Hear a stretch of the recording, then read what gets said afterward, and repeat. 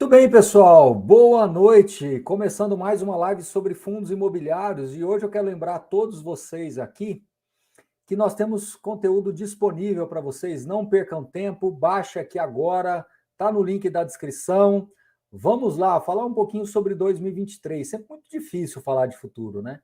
Muito difícil falar de futuro, mas antes de falar de futuro, eu quero falar um pouquinho do passado. Eu quero lembrar a todos vocês, olha só, em 2021, mais precisamente ali no final de 2021, outubro de 2021, a taxa de juros era 7,75.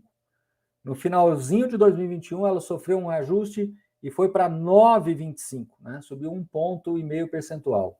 E um ano depois, nós estamos com a taxa de juros a 13,75.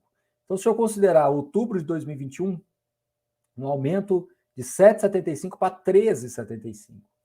E se eu considerar o final de 2021 para agora, um aumento aí de quase 50%, né?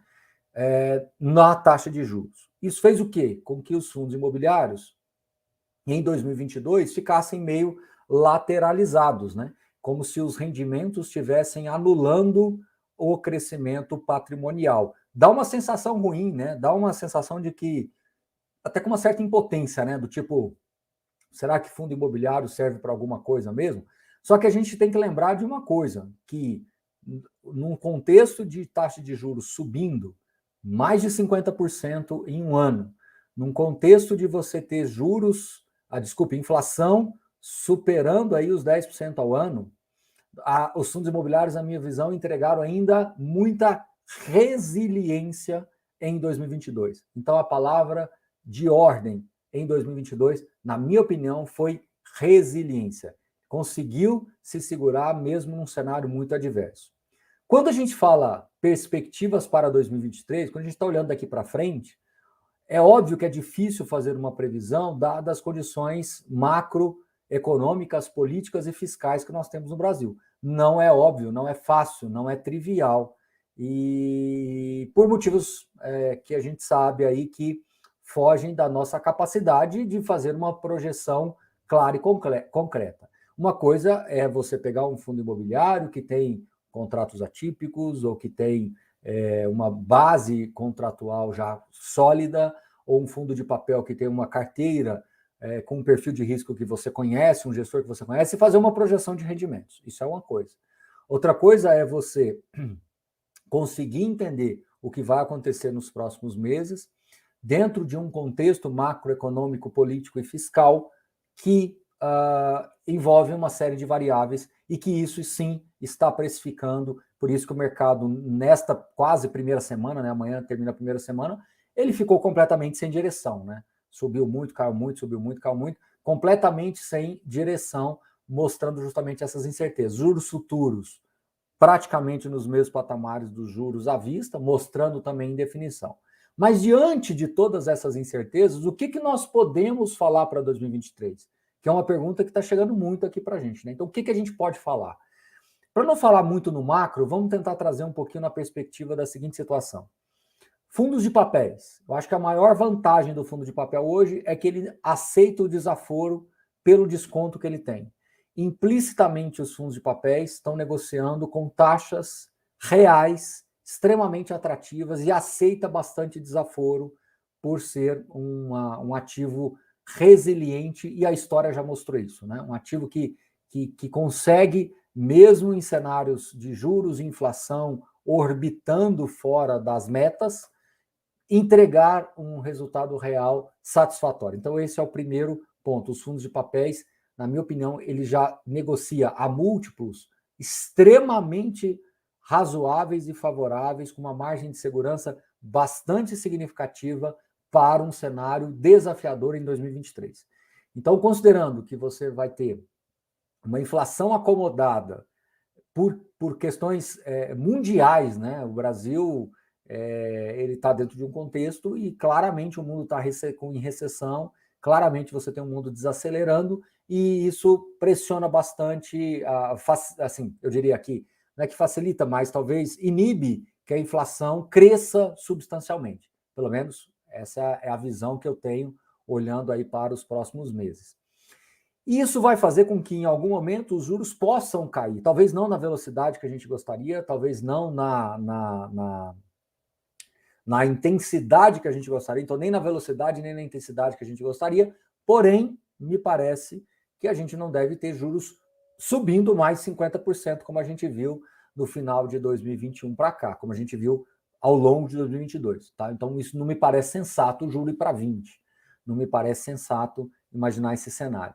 Então, os juros talvez não caiam na velocidade que a gente gostaria ou na intensidade que a gente gostaria, mas me parece um movimento mais de queda para os próximos 12 meses. Isso, invariavelmente, vai começar a destravar um valor em fundos imobiliários imenso. Por quê? Porque se você coloca a lupa nos fundos de recebíveis, as taxas médias estão melhores, ok? Negocia com descontos patrimoniais, ok? Os gestores têm portfólios muito mais robustos que podem fazer uma gestão ativa, ok? Então, veja, o prognóstico para os fundos de recebíveis me parece bastante positivo quando nós olhamos para 2023, tá?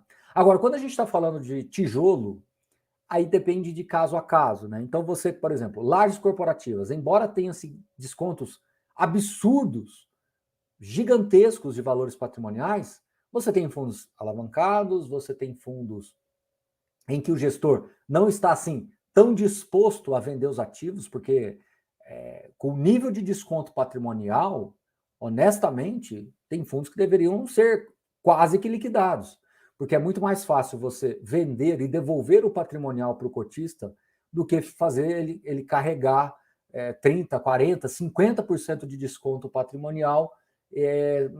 Não vejo muito sentido nisso, né? Mas ok, o nosso mercado não se desenvolveu o suficiente para que esse tipo de estratégia funcione, né? Não faz nem muito sentido até numa indústria em formação. Ok, eu estou falando do problema e a solução e o problema ao mesmo tempo, né? Eu fiz propositalmente, eu apresentei a problemática e a solucionática, né, ao mesmo tempo para vocês, mas ao mesmo tempo trouxe também a problemática de volta.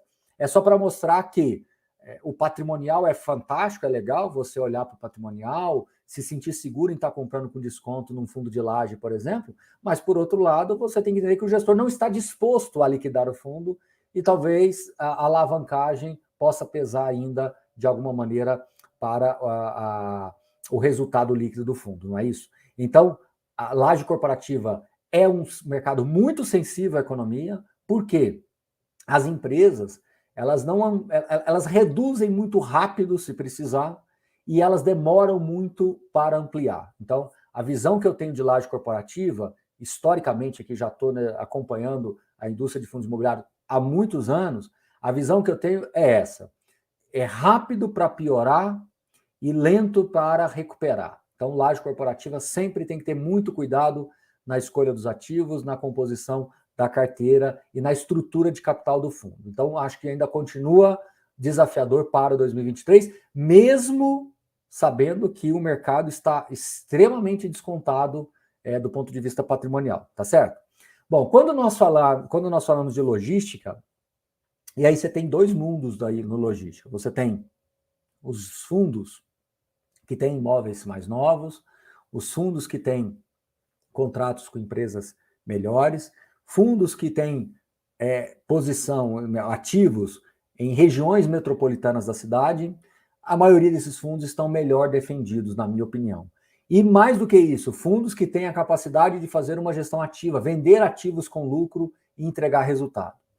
Por outro lado, você tem também fundos que têm um modelo contratual mais forte. Mesmo que tenha uma posição industrial ou tenha ativos menos óbvios, mas ele tem a segurança do contrato para atravessar toda essa turbulência. Você tem um prazo médio contratual mais alongado que vai permitir você atravessar essa turbulência. Então, o setor logístico, na minha visão, ele vai continuar sendo aquele grande coringa de uma carteira, né? Aquele grande coringa da estratégia. Ele é um ativo que talvez não entrega tanto quanto um renda urbana, quanto um ativo até mais diferenciado, um hospital, um educacional, alguma coisa assim, mas também ele não vai ser tão freio de mão puxado quanto um corporativo, né? E eu acho que ele vai cada vez mais ganhar protagonismo na indústria de fundos imobiliários, porque é um ativo mais fácil de ser construído, mais fácil de ser negociado e mais fácil de ser desnegociado, né? Ou seja, é mais fácil de você construir um negócio no corporativo, no logístico, e desconstruir o negócio no logístico. Então, é um ativo mais adaptável, mais fácil de você criar uma estratégia diferente para ele. Então, na minha opinião, o logístico tem essa grande vantagem. Renda urbana, na minha opinião, hoje, a grande vantagem mesmo são os prazos médios contratuais dos principais fundos aí, com prazos médios superiores a 10 anos. Ora, a gente está falando de pelo menos mais 2, 3 governos para frente aí.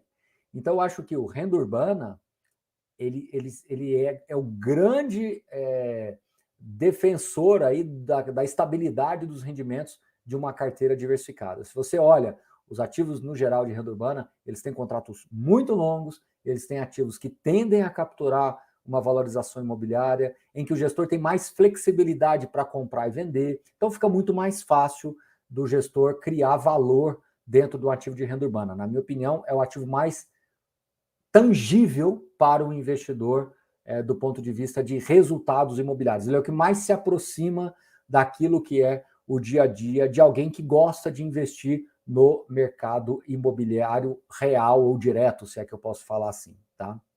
Agora, shoppings. Bom, eu disse para vocês lá atrás que shopping seria um setor que estava assim, nos agradando muito. Eu vou voltar a reafirmar isso com vocês. Eu acho que, mesmo que nós tenhamos desdobramentos políticos, econômicos, fiscais não tão agradáveis, os shoppings, na minha opinião, continuarão sendo ativos importantes dentro de uma carteira. E eu explico por quê. Porque ele atinge tanto aquele público de alta renda que, enfim, entra governo, entra crise, sai crise, o rico vai ficando mais rico, ele vai consumir mesmo, ele vai gerar esse fluxo todo. E as pessoas que têm talvez um poder aquisitivo menor, uma classe mais baixa, mesmo que tenham as suas dificuldades, eles têm que encontrar, de alguma forma, o seu jeito de fazer lazer, é um lazer mais barato, é uma forma mais fácil. Talvez o mix de lojas vai ter que mexer um pouquinho, talvez vai sofrer um pouquinho de alguma maneira, mas os shoppings populares também continuam tendo a sua atratividade de alguma maneira, mesmo com a economia um pouco mais fraca. Então, o shopping center, o problema é que às vezes é difícil as pessoas entenderem isso, porque até 2020, né, até antes da pandemia, os shopping centers negociavam nos menores yields, justamente porque era onde as cotas eram mais valorizadas. Fundos, mesmo aqueles monoativos, tinham assim muito apelo na grande maioria das carteiras dos investidores. Só que a pandemia desarranjou a visão dos investidores em relação a shopping centers, o que hoje ele se torna ainda mais importante. Shopping centers hoje são marketplaces, shopping centers se tornam formas de você acessar a logística das empresas mais rápido. Você compra, pega no shopping. São hubs, mini hubs logísticos. Esse conceito omnichannel veio para ficar. Esse conceito de você ter um shopping mais voltado para lazer do que especificamente para compras, ele veio para ficar, esse conceito veio para ficar. Os shoppings estão se adaptando para isso. As áreas de estacionamento vagas estão sendo usadas de alguma maneira para circos, corrida de kart, seja lá o que for, estão sendo usadas, uma vez que o Uber, né, ele acaba, né, ganhando mais espaço na vida das pessoas, então as pessoas usam menos carro, o espaço de estacionamento talvez não precisa ser mais tão grande quanto era no passado, mas essas áreas estão sendo reaproveitadas, estão tendo expansões de alguma maneira, ou seja, os shopping centers, na minha opinião, eles devem continuar a ter o protagonismo que eles tinham lá em 2019. Lá em 2019. Então, veja, vamos parar um pouquinho aqui, vamos dar um passo atrás, porque eu falei propositalmente dos 5 principais setores. Lajes corporativos, acho que continua ainda desafiador. De novo, vou repetir. Laje corporativa piora rápido e recupera lento. Como a gente está adiando a recuperação da economia brasileira, pode acontecer em 2023, pode acontecer em 2024, nós ainda temos que ter mais paciência com o laje corporativo. Por isso que a fatia da pizza do laje corporativa cada vez diminui mais dentro do universo de fundos imobiliários. Lá no passado, lá atrás, quando a gente começou a investir lá atrás, era praticamente 70% da pizza. Hoje mal chega a 10% direito, né? Pouco mais, mas enfim, entre 10% e 15% aí de laje corporativa. Então, a tendência, na minha visão, é que diminui ainda mais. Tá? Eu acho que isso vai acontecer naturalmente. Tá? E gestores de lajes corporativos deveriam sim repensar alguns ativos para vender, para destravar esse valor patrimonial, ou mudar o seu mandato para ter um modelo mais híbrido, porque é para onde eu acredito que os fundos imobiliários de lajes devem caminhar. Tá? Os logísticos, eles são muito resilientes, independente do contexto, mas tem que observar principalmente aqueles fundos que estão mais ancorados nas regiões metropolitanas. Fundos de shopping centers continuam, na minha opinião, ou devem voltar a ter a relevância e o protagonismo que tinha lá de 2019 para trás, desde lá de Patigenópolis, sabe? Eu estou voltando muito no tempo, estou voltando década no tempo, justamente para mostrar que isso é algo que a pandemia desarranjou, mas já está colocando no eixo e o mercado já começou a perceber isso. A maioria dos fundos de shoppings com renda crescente, renda consistente e mostrando esse valor todo. Renda urbana é o setor que mais se aproxima do mercado real imobiliário, então ele dialoga muito bem com o investidor. E fundos de recebíveis, na minha opinião, nas condições que estão agora, mesmo que 2023 continuemos com incertezas, os fundos de CRI têm tudo para serem ativos assim, com uma condição muito interessante. Aqueles que estão se expondo um pouquinho mais à CDI devem continuar com rendimentos excelentes. Aqueles que estão com o IPCA+, o IPCA já voltou para o campo positivo, os rendimentos já mostrou que o pior ficou para trás e alguns já começaram a voltar a melhorar. Isso deve continuar acontecendo agora entre janeiro e fevereiro. Ou seja, os 5 principais setores de fundos imobiliários, que eu acho que é a base desse vídeo aqui, mostra que o prognóstico para 2023 me parece mais positivo do que 2022, embora as incertezas sejam maiores. Olha que curioso isso que eu estou dizendo. Porque mesmo que as incertezas macroeconômicas, políticas e fiscais sejam maiores, eu particularmente não acho que nós tenhamos inflação de 2 dígitos de novo, particularmente acho que juros talvez não caiam na intensidade ou na velocidade que a gente queria, mas devem em algum momento sinalizar para baixo. Então, veja, e por que eu estou trazendo tudo isso para vocês? Porque eu não posso simplesmente fechar os olhos para que o que aconteceu entre o final de 2021 até 2022 foi um aumento de 50% nos juros, o que impactou muito a precificação dos ativos, que é o que eu falei no começo do vídeo aqui, que a gente chegou por agora. Dá uma olhadinha de novo, só para repetir. Agora, vamos começar a falar de outros setores. Hotéis. Poxa vida, hotéis está melhorando muito. É uma pena que a cesta de opcionalidades de hotéis é muito pequena para fundos imobiliários, mas hotel claramente voltou e voltou com tudo. Né? Nós estamos falando aí de taxas médias de ocupação já acima de 65%, já caminhando para 70%. Tá? Nós temos educacionais com a segurança do contrato, tem uma certa equivalência com o que eu falei de renda urbana. Né? Nós temos aí agências bancárias que, olha só o que eu vou dizer, apesar dos pesares, estão sobrevivendo. Né? Eu não acredito que eles irão crescer, mas sobreviveram. A RBVA está renovando os aluguéis, conseguiu vender alguns ativos, está gerando ganho de capital, está segurando a renda, está conseguindo diversificar o portfólio.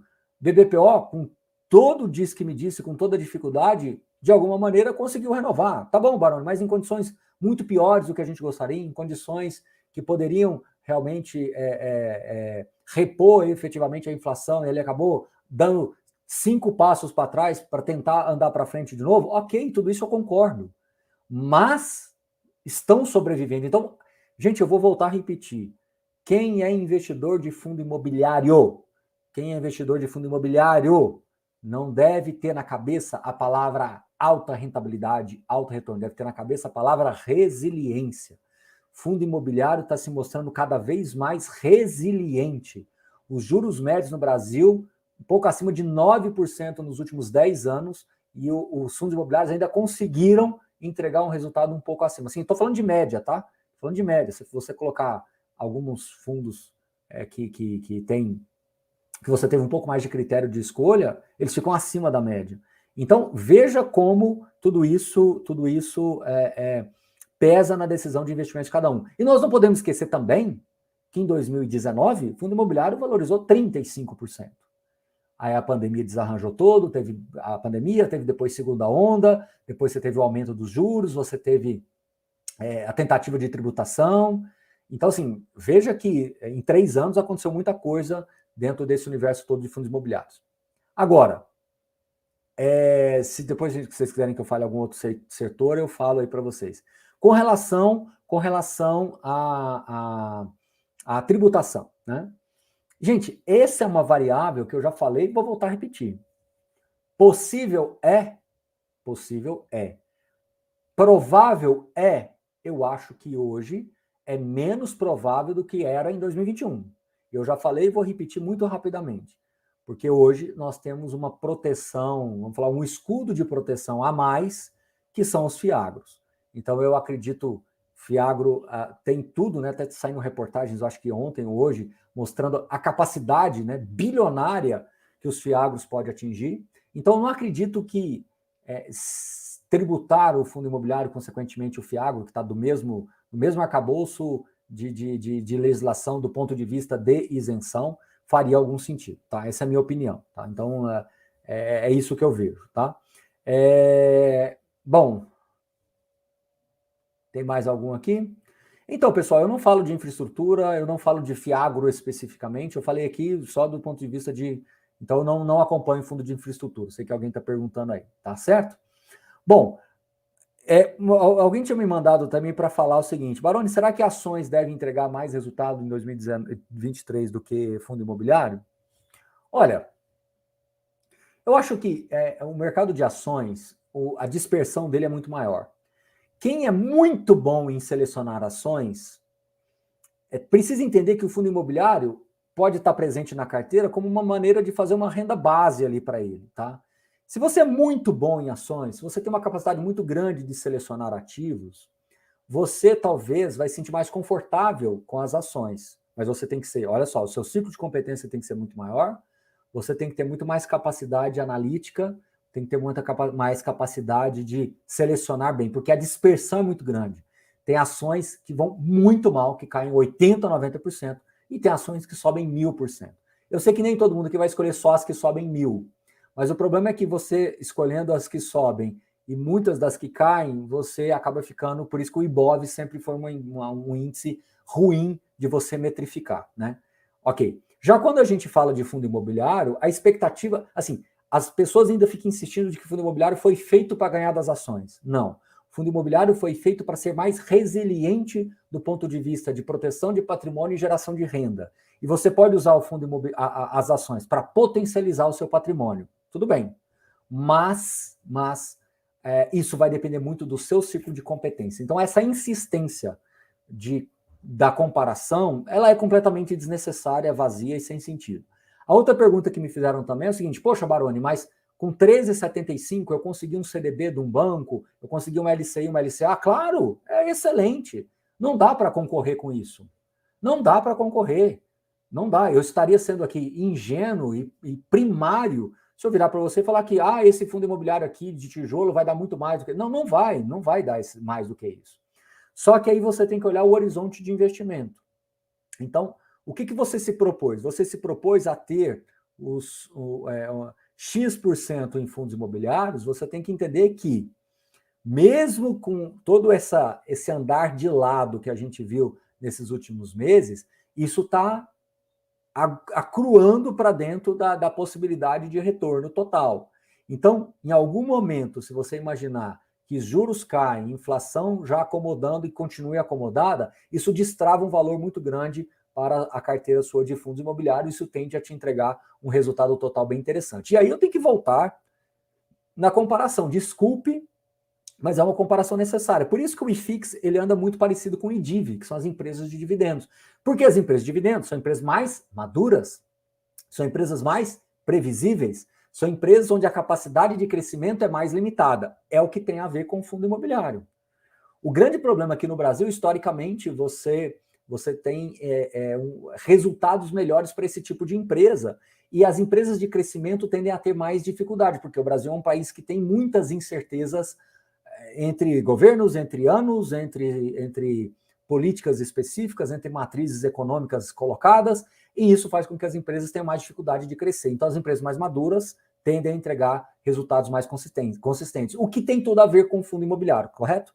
Então, veja como é mais um motivo para você evitar a comparação. Baroni, mas você está comparando, mas só para mostrar para vocês. Então, se você tem renda fixa hoje a 13,75, é muito difícil concorrer, concordo. Mas, por outro lado, você tem que olhar o horizonte de investimento. Quando eu estou falando de horizonte de investimentos, e aí eu estou falando de coisas mais próximas de 5 anos para a sua previdência, para o infinito, para a perpetuidade, os fundos imobiliários tendem a entregar um resultado acumulado mais significativo, porque aí você vai entrar e sair crise e você vai ter negociações que vão acontecendo entre ativos e isso vai gerando, destravando esse valor para você. Então, tudo vai depender do horizonte de investimentos e a sua estratégia, né? Se a sua estratégia for previdenciária, ter renda fixa como reserva e como maneira de diminuir um pouco a volatilidade da carteira, tá tudo certo. Mas nunca com efeito comparativo. A gente faz comparações muito mais por vocês, porque o questionamento ele chega muito para a gente aqui. Né? As pessoas nos questionam, a gente vê às vezes os comentários que alguns colocam, e não dá realmente para comparar o fundo imobiliário hoje com um CDB pagando 14% ao ano. Não tem como comparar. Só que esse CDB ele vai pagar os 14% ao ano e só. E ele vai ter um vencimento. E ele vai talvez decair. Se ele for pós-fixado, ele pode cair se o juro subir. Né? Então, tudo tem essas variáveis. Já o fundo imobiliário, ele tem um horizonte de investimento perpétuo. O horizonte de investimentos, você pode até colocar na tua cabeça 5 anos, mas deveria ser para a perpetuidade, deveria ser você deixando de herança isso para os seus herdeiros, usufruindo da renda de alguma maneira. Então, veja como é bem diferente aí, tá bom? Então, falei da tributação, falei dessa questão. Alguém perguntou sobre hedge fund, né? Bom, gente, eu acho que o hedge fund ele ainda está em construção. Baroni, você acha que o hedge fund é o futuro da indústria? Acho que sim. Não posso dizer ainda que tenho certeza, mas eu tenho quase que convicção de que sim. Por N motivos. Primeiro, porque é o que a gente está vendo as pessoas, os gestores caminhando nas suas estratégias agora. Segundo, que é o que a gente viu que eles atravessaram melhor esses últimos meses de crise, aí eu vou colocar, ou de instabilidade, coloquem como vocês quiserem. Então, da mesma forma que eu tenho quase que convicção de que o fundo híbrido, ele tende também a ser mais resiliente do que os fundos temáticos. Tá? Eu acho que o único que eu posso deixar fora da caixinha é o shopping, porque o shopping, ele além do imobiliário, ele tem um negócio por detrás, e esse negócio tem que ser gerido, e você tem toda uma estratégia. Então, o único temático que na minha cabeça fica muito bem claro para o longo prazo é o shopping. Os outros, honestamente, os gestores têm que criar fundos mais híbridos com a característica de propriedades imobiliárias para que você possa, dentro dos ciclos e contraciclos, equacionar melhor o portfólio. Mas isso é uma coisa que talvez eu estou falando agora, que só vai acontecer daqui 20, 30 anos, ou talvez nem aconteça, e fique sempre como sendo uma opinião minha, ou uma diretriz minha, mas talvez não é o que o mercado vai fazer, e está tudo certo também. Tá? E as coisas são assim mesmo. Quando a gente falava de fundos passivos e fundos com portfólios menores, a gente falava que isso era bastante frágil, porque em algum momento você ia ter uma dispersão muito grande. Foi exatamente o que aconteceu. Você teve alguns poucos fundos que deram muito certo e vários fundos que deram muito errado e vários fundos que ficaram no 0 a 0, você ficou correndo risco à toa para praticamente não ganhar nada. E os fundos com gestão ativa, eu prefiro muito mais criticar ou forçar na palavra adequada, ou trabalhar para que a gestão ativa fique melhor e calibre melhor, do que fincar uma bandeira de passivos ou de estratégias muito simplistas, que isso tende a atender isoladamente pessoas e não grandes comunidades. Se eu tenho hoje 2 milhões de investidores e eu quero ter 20 milhões de brasileiros investindo, não dá para imaginar que para cada imóvel que um gestor quiser, ele vai criar um fundo novo passivo, né? Não dá para pensar nisso. Tá? Agora, Baroni, FOF deveria realmente virar essa chave para hedge funds, eu acho que sim, sim, sim. Embora isso nem sempre será possível, né? Porque você tem a dificuldade da aprovação do regulamento, etc., quórum qualificado e tudo mais. Quando a gente fala de fundos de desenvolvimento, na minha visão, o prognóstico é mais positivo, porque os fundos de desenvolvimento eles foram muito para o lado do loteamento, que é o berço, é o alicerce do mundo imobiliário. E entra crise, sai crise, as pessoas querem comprar o seu terreno de alguma maneira. Entra crise, sai crise, as pessoas querem ter acesso às suas casas, mesmo que populares, a primeira moradia e etc. Então, os fundos de desenvolvimento, embora sejam muito mais difíceis de serem geridos, muito mais complexos de crescerem, eles vêm cumprindo aí e vêm entregando esse resultado, tá bom? Bom, eu acho que eu falei de todos, só para concluir aqui, gente, o fundo de papel, eu estou, assim, muito otimista, moderadamente otimista, de que 2023 vai ser um ano muito bom para os fundos de papéis, independente do cenário de fundos imobiliários.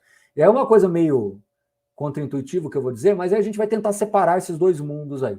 Porque o fundo de recebível, ele está com desconto, o que historicamente é bom negócio, né? É uma oportunidade.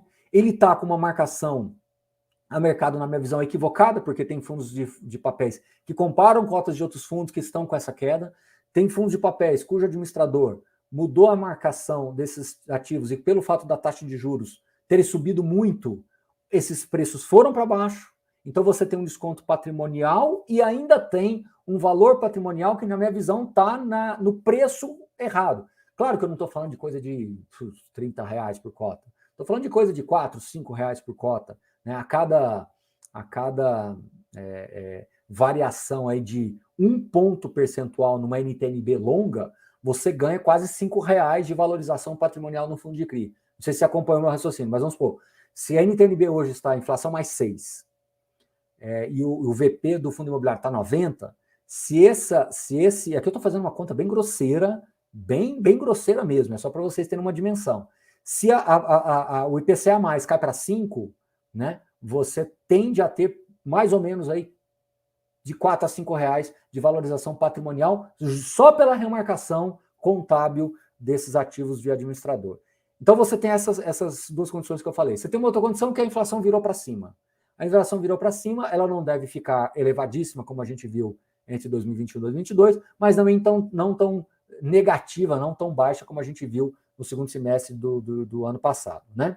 E os fundos que têm CDI, tem vários fundos aí com 20%, 30%, tem fundos que têm 100% CDI, né? Mas tem fundos aí, middle risk, que tem 20%, 30%, um terço do patrimônio, um quarto, um terço do patrimônio em CRI indexado a CDI, que ainda vai surfar a alta do CDI por pelo menos mais 12 meses.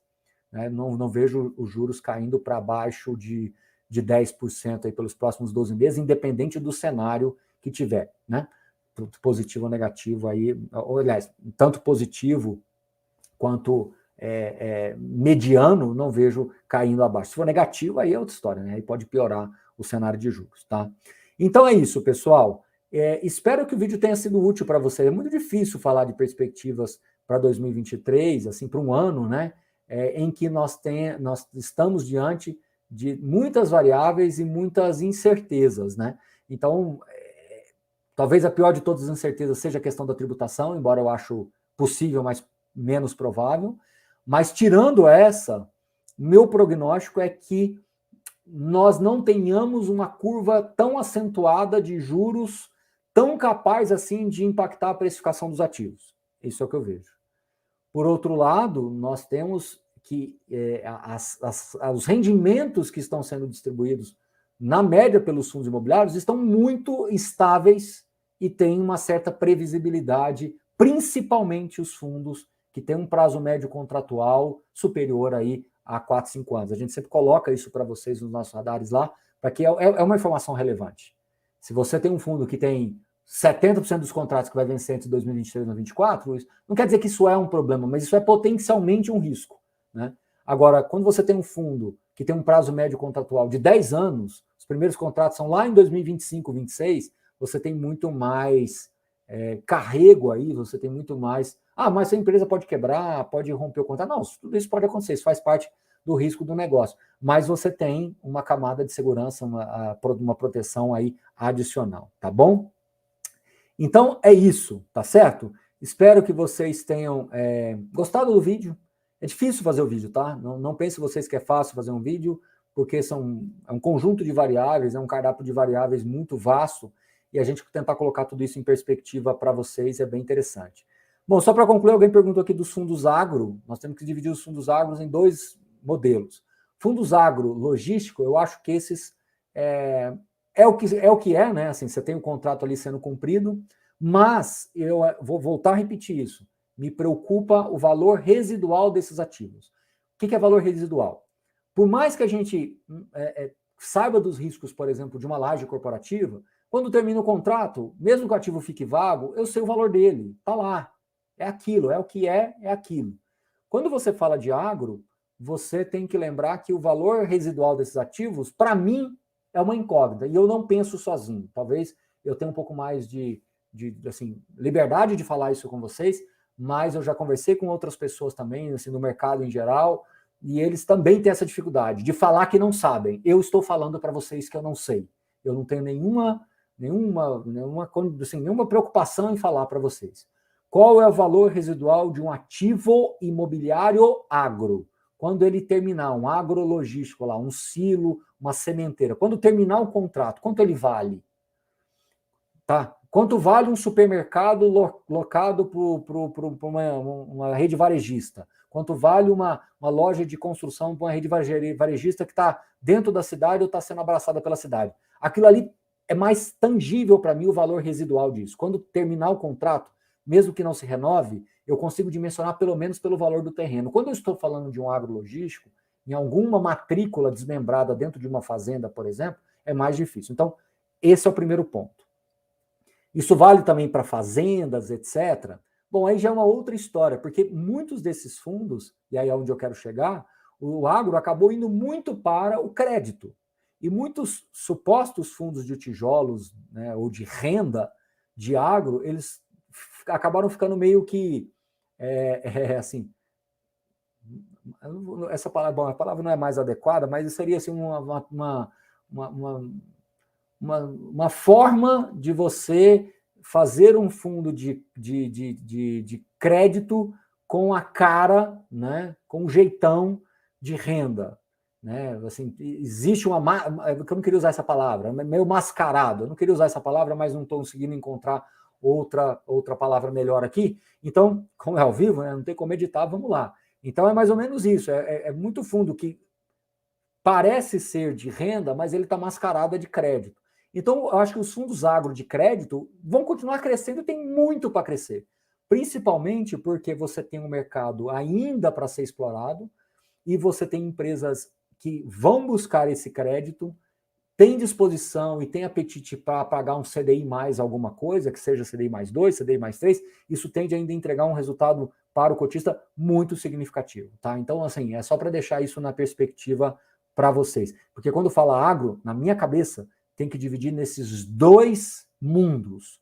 O agro, tipo agrologística, e o agrocrédito. Tá? São 2 coisas diferentes. Ah, baronil da fazenda. Gente, para falar a verdade, tem um fundo de fazenda que nem liquidez tem, que é aquele que explora realmente o arrendamento da terra, praticamente.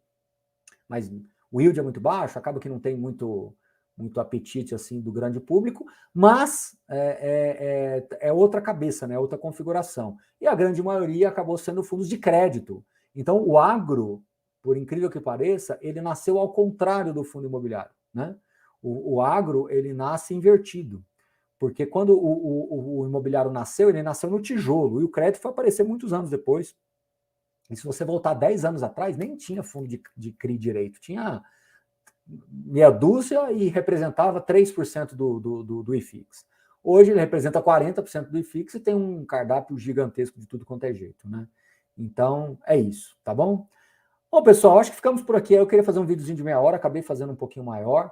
Espero que vocês tenham gostado. Como eu disse, não é fácil fazer esse tipo de vídeo. Me perdoem se talvez ficou alguma coisa que eu poderia ter explicado um pouquinho melhor. Mas é isso, tá bom?